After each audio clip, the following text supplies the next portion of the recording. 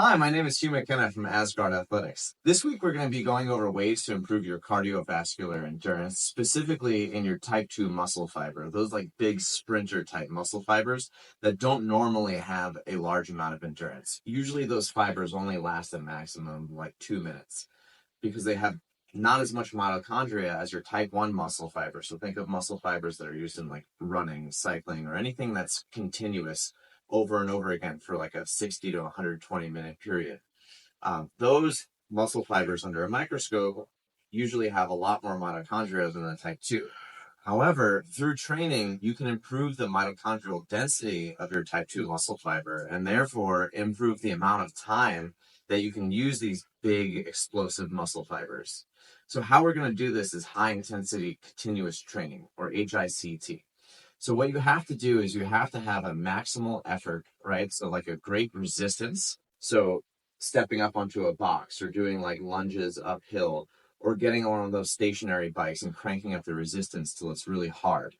And you have to do it continuously for about 10 to 20 minutes. Okay.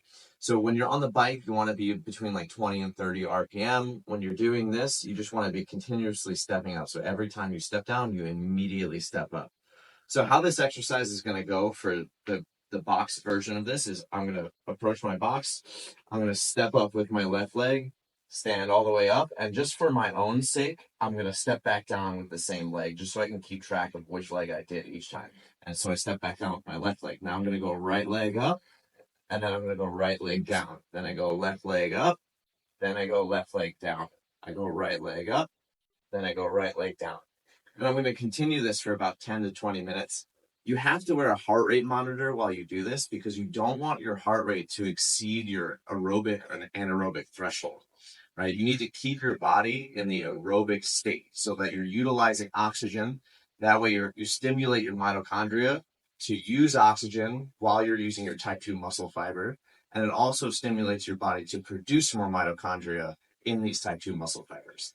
So you need to keep your heart rate between like 150 and 160 BPM the entire time. Don't exceed that. All right, so that was the high intensity continuous training. We're going to have a few more videos like this because I've recently torn my pec during a competition. Unfortunately, contact injuries are a part of sport, and you'll be following along with my recovery as I go.